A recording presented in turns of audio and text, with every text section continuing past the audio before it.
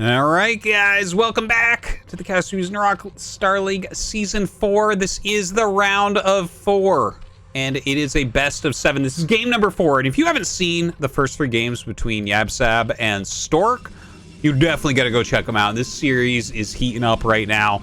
Stork leads 2-1, and honestly, he's looking amazing. Not that Yabsab's looking bad. It seems like his ideas are all really good. He's shown us amazing games throughout the tournament as well.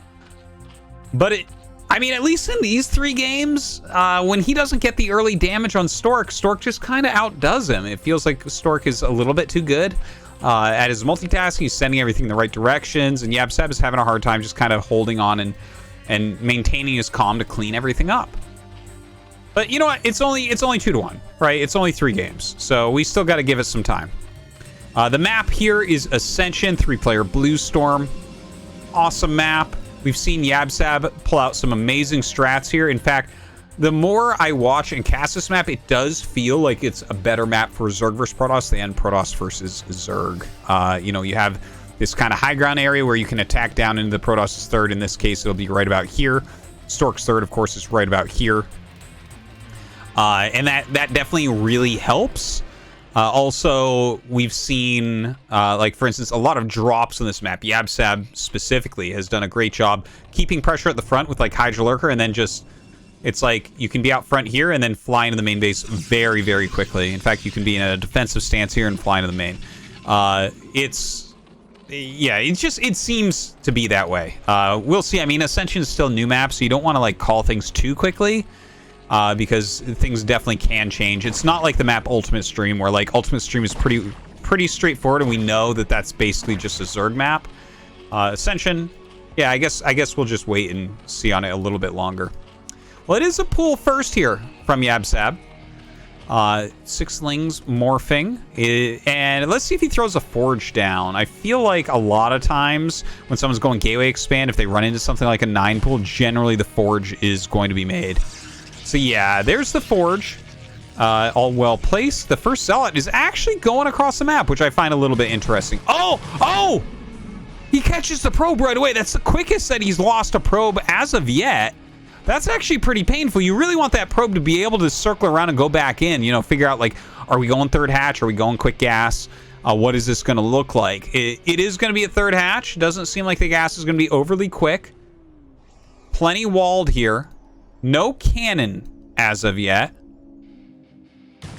Ling's gonna hit. There's a lot of micro here. He's got still a little bit of time before this next Zealot pops out.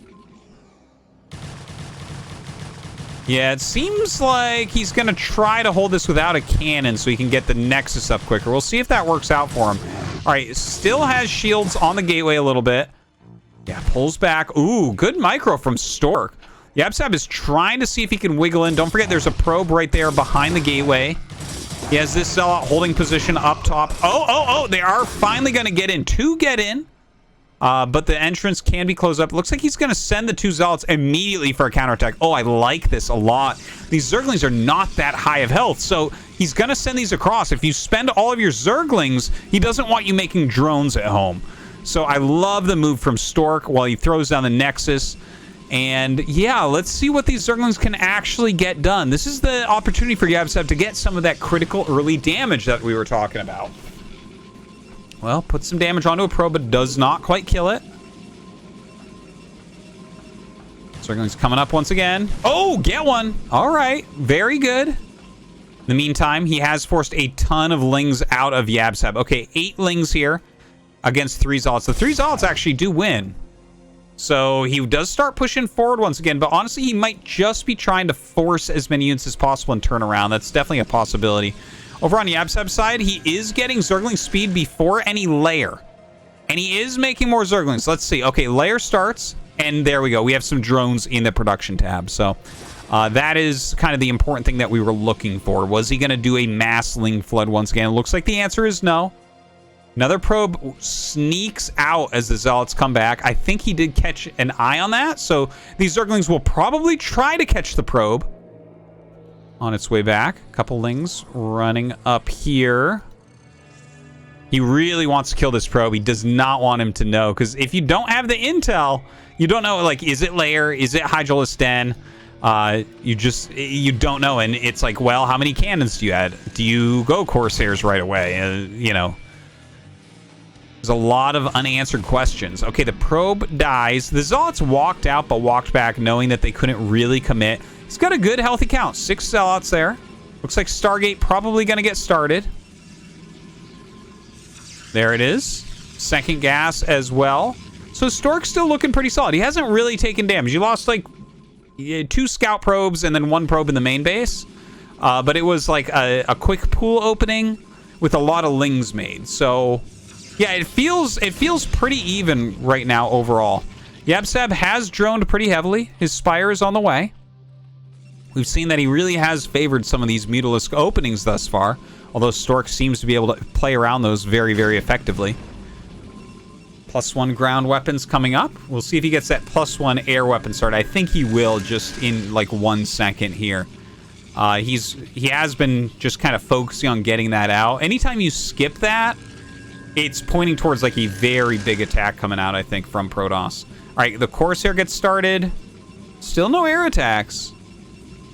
Interesting. So I think that Stork right now must be guessing that Yabsab is going to switch it up and like only go Scourge. If your opponent is going to go like 2-4 Scourge into Hydras, you really don't need the +1 air attack, right? Like you're only going to make like 2 Corsairs most likely in that situation. But yeah, let's see. He has the Citadel on the way. And back at Yabsab's base, we see a defensive creep colony, evolution chamber, a little bit of scuffling going down over here, of course. Okay, Corsair flies over. He actually cancels that creep colony, so I think he was maybe wondering if there was actually going to be a Corsair or not. And yeah, all Hydralisk upgrades are starting, so definitely it looks like Stork, I guess, is going to be in pretty good shape considering the speed of the Citadel. We actually don't see the Temple Archives yet. And he actually does start the +1 air attacks. It feels like that was a little bit late. I think he may have just forgotten it then. Maybe I was reading a little bit too into it. But more Corsairs still being made. And of course, we can see it doesn't look like there's going to be any mutas, at least at this point in the game. Now, the Zerglings actually come out and fight the Zealots, and they will end up winning. And honestly, this is the worst time for Stork to fight, because his +1 attack is pretty far along. If he has +1 attack there, he absolutely shreds that group of lings. But he did want to push out and make sure that it wasn't just drones being made by Yabsab. Now, Yabsab has that Overlord speed on the way, an additional hatchery here, so we're going to be going up to 6 hatcheries. His Hydra speed almost done, the +1 range attack about halfway. Gateways being added, as well as the Templar Archives. Very, very important for Stork. Still has a few Corsairs. Seems like he's making them much more sparingly than some of the previous games. Of course, you do have to look out for Mutalisk switches that are there to pick off High Templars a little bit later on. So it's still good to have some Corsairs. More gates being added. We're up to 6 now. Legs. Not too far along. We don't see the +1 armor yet, which is kind of interesting as well. There it is. And Yabsab taking an additional base. Okay, I feel like I can read into this quite a bit. This being the 4th base as opposed to this, it's what I said before, where you can have Hydras in a defensive stance here, but then quickly drop as well. I do believe that's the way Yabsab is going to play this game. I think it's going to be very drop heavy, lots of Hydras and Lurkers. Now, Stork comes up with the DT, just walks by the space. He sees the hatchery, and he's probably thinking the same thing, that he's going to run into drops a little bit later. Comes up to the 3rd, but Overlords and Hydras there, so has to turn around. Lurkers being upgraded. A lot of Hydras being produced. 46 drones is no laughing matter. Definitely a good economy right now for Yabsab. Stork pushing out with a few of these Zealots. Just going to kill these slings that are out in front of his base. Not the biggest deal. Yeah, the DT here. Ooh! Corsairs come in and help the DT out, pushing away those Overlords. DT getting a couple kills at least, so definitely useful thus far. Ton more Overlords on the way. Oh god, that's the mother load right there, isn't it? But plenty of Hydras underneath. Corsairs will keep on flying. We don't see drop yet, but 10 more Overlords on the way. So yabsab really filling up his supply very, very quickly. Robo on the way. Some more gates as well. Interesting as well, he's focusing on putting all of his gateways down in this area. I think that is most likely intentional. Like, obviously, it's close to the rally as well, but this back area could be a little bit harder to defend. Bunch of pylons being made for Stork. Hydra's coming down. Oh, no! Oh, this is a huge mistake from Stork. He's going to lose 2 high-energy High Templars for free. Psystorm has only just been started.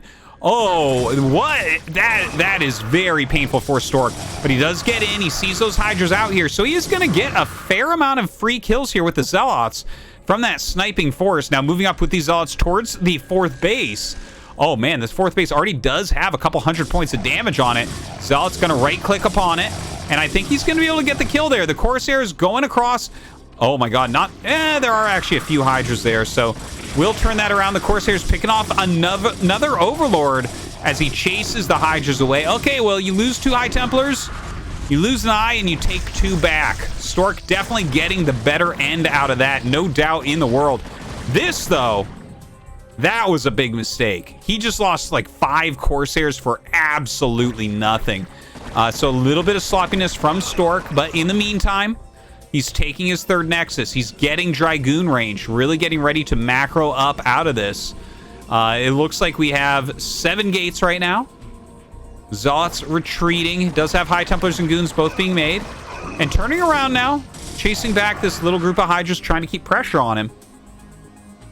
Let's take a look. Ooh, a DT drop towards the main. We don't see anything in here to stop it. He has no attacking units, no Overlords. I love it. I love to see it. In the meantime, Stork going to run up into the middle. This should bring attention from yabsab there. And look at this. The DT is getting a ton of kills while yabsab micros his army up front. 7 kills, 8 kills, 9 kills. Look at this. Oh my God, 10 kills right now in that main base. He is just doing so much damage while he runs away. yabsab thinks he's gaining an advantage here, but in fact, he is being beaten back with a single Dark Templar. Oh my God. 18 kills. That is a huge amount of the economy. So Stork in the last couple minutes has killed the 4th base and killed 18 drones in the main base, and he can even get the DT out of there.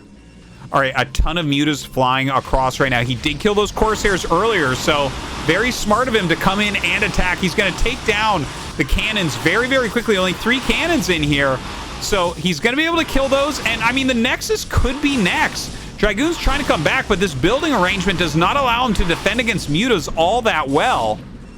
Where are his High Templars? He does have a few out here at the 3rd base. Looks like the mutas will just run for now. That DT did, by the way, make it outside. Still sitting in that shuttle, safe as can be.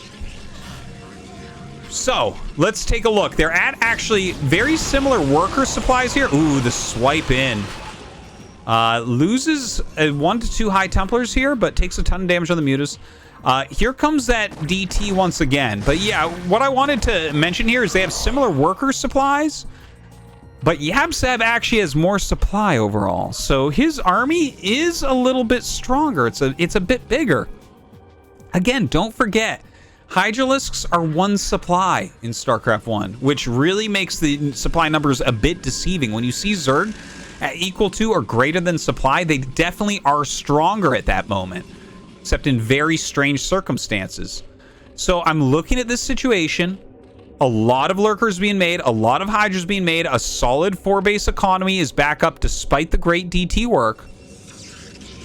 Yeah, I'm kind of liking where yabsab's at. Now, that's not to say Stork can't win this game. He's almost got his +2 armor. He's got a good amount of Zealots out. He's still making High Templar. Kind of adding some cannons in here so the counterattacks aren't going to be that easy. Yeah, there's definitely some good stuff going on, but yabsab is going up into Hive as well, which is very, very scary. Cracklings and Defilers add so much value to the Zerg army. It is insane. Dark Swarm just totally gets rid of Dragoons. Plague Protoss doesn't have anything to heal their actual hit points, so Plague is just completely broken against them. Very, very painful to play against. Now let's see, Stork coming out onto the map. He does have a very scary army indeed. Clearing some of these overlords. Looks like the mutas were waiting kind of over here at that 4th base location, maybe to see if he was going to take one, but now they're going to come in from an angle that Stork may not be expecting. And that may make it hard for him to react to saving these High Templars. And here we go. They dive in immediately. What? They just flew over the High Templars there. Stork getting a little bit of luck for sure. All right, he is going to start to push into this 4th, but look at this beautiful spread of lurkers. A lot more are going to come down on the high ground here. Very hard to kill, but the Dragoons doing a good job. A good storm onto those lurkers. He'll be able to pick those off as well. Stork pushing heavily with his Dragoon heavy force. The Observers staying alive throughout. Finally, the mutas coming in to pick off some of these High Templars. And in fact, they will end up picking them off, but the Dragoons will kill each and every one. But with an only Dragoon force left, unless you have a really overwhelming force, you are going to lose everything. Does he have that force? I would say no. All right, he's picking off a few of these lurkers, which is nice. But look at how quickly these do begin to die. Stork really needs to bring reinforcements up here right now. I feel like he's about to throw away so many Dragoons. His Observers could die as well. Okay, starts to pull back some. You know what? I think overall this attack from Stork was wonderful. It did a great job. It's unfortunate he lost all those High Templars, but killing off all the mutas, killing off a ton of lurkers, those were both very valuable moments for him, and he does take a supply lead on the back of this move. Taking a look back here, more High Templars being added in. Mostly High Templars and Zealots being macroed out. 4th base is being taken, almost halfway done. We don't see yabsab taking another base as of yet. We don't even see a drone in position. Oh, there we go. He did sneak a drone kind of down to the bottom right. If this finishes, it's something you are going to probably attack with shuttles for the most part, but I think we'll see like Nidus in here, spread lurkers and things. Because if you, on a 3-player map, if you take the other main base, that's always an advantage. Okay, Stork loading up some Zealots into this shuttle for who knows what. Gonna drop those off somewhere for some harassment. He is getting his +2 attack. Zergling's kind of running by towards this base. Looks like Cannon's gonna be warping in. Well, at least one cannon. Gonna slow them down a little bit, but you can see how quickly Cracklings actually end up killing warping in Protoss buildings, or any Protoss buildings for that matter. They do get cleaned up, but buy some time. Definitely worthwhile. Yabsab right now is researching Plague for his Defilers. Adding quite a few in there. Huge production coming out. A lot of hatches macroing. Oh, no. Oh, no. Okay, well, he loses both shuttles. I'm not even sure what was in the first one. It might have just been something as simple as Zealots, and I hope for Stork's sake that is the case. But definitely painful. Stork, in the meantime, running up for an attack. It looks like he wanted to, like, pressure with this army and then drop a bunch off into the main to kill off maybe the Hive, which is a super strong move against Zerg. Very hard for them to start rebuilding things at that point. But here we go. Dark Swarms go down. The Dragoons are the bulk of this army. The Dragoons are literally doing nothing here. I think he needs to pull back. I do not like this. Some good Psy Storms go off, but you hear so much Zealot death in here. And yeah, not like a whole lot left for him to do right there. All right, pulls back out of the storm, or the swarm rather. Morphing another Archon. Gonna start backing up. Yeah, this is becoming pretty tough for Stork. Little Plague going down. Does pick off a single Defiler. But honestly, when you look at what's going on here, Yabsab has higher supply again. He's taken this base. Nidus is finishing up. He has plenty of units to defend here. He has plenty of units to defend at home. This is incredibly hard to attack into. And I don't think Stork has the right army for attacking into it, frankly. Like, he has no sort of advantage. He doesn't have a tempo advantage. Maybe he has a slight upgrade advantage. But he's playing against Defilers and Cracklings, so that upgrade advantage only does so much. Like, look, he comes in, he kills 8 Lings. But he gets plagued. It's like, well, I mean, who won there?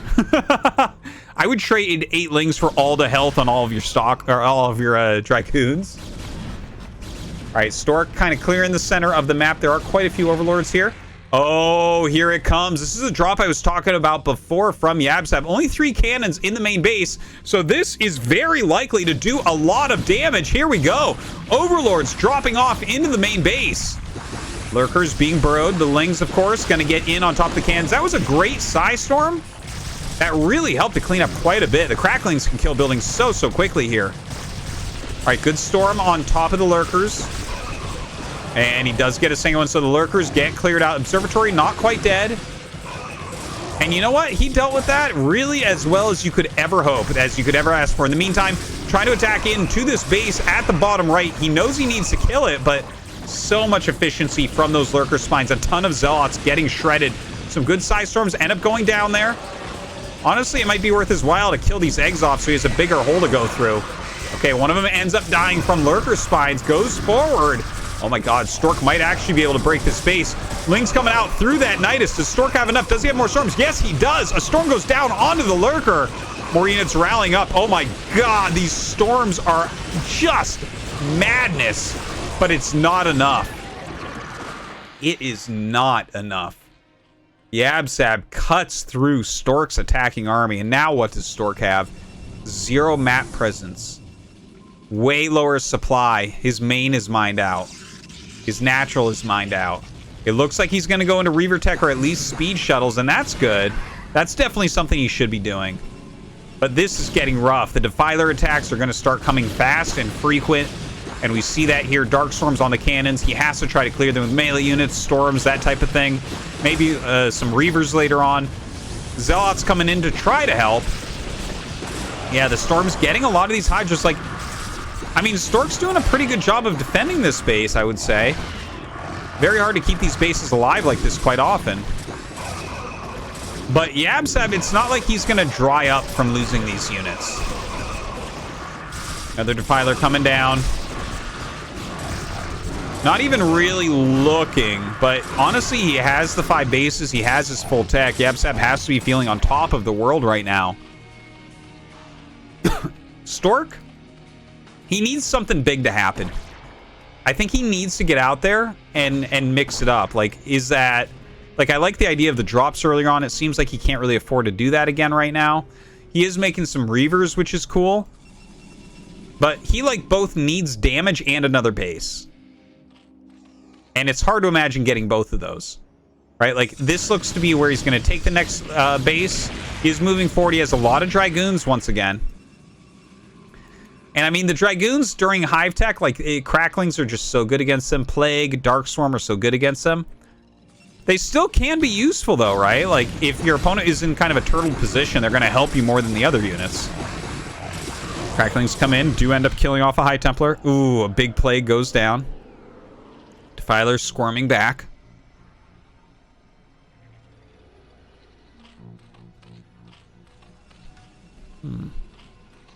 All right, looks like Stork wants to attack this bottom right area, this third main. This base, 100% he'll kill. Can he get in before the units come up and actually defend the choke properly for the main base? If he can, maybe that's the key. But hold on, a big drop going off into the main base once again. Oh my god. A lot of Lynx and Lurkers getting out. We don't see any Storms this time. So Stork's attack is doing a great job over here. But he's not going to be able to rebuild anything. He's going to lose all of his tech, all of his gateways, all of his everything. The Reaver going to help clean this up a little bit. Some storms going down. Oh my god. Just losing all of this production is so painful. Stork pushing into this other main base as best he can. Great storms going down. He's busting through. A few more Lurkers come up and burrow. We need those storms cast. Oh god, just attack moving in, losing a lot of that. His main base falling during all of this as well. Seems like he has enough to finally end up clearing this. It was a tall order. Unfortunately, unable to bust through here. It looks like a flank is coming as well, so Stork might end up losing every single thing he has. Honestly, I don't think this is a position that you can come back from. Maybe if he kills this whole location, but Stork's army getting killed off, his production gone. GG, yabsab ties it up.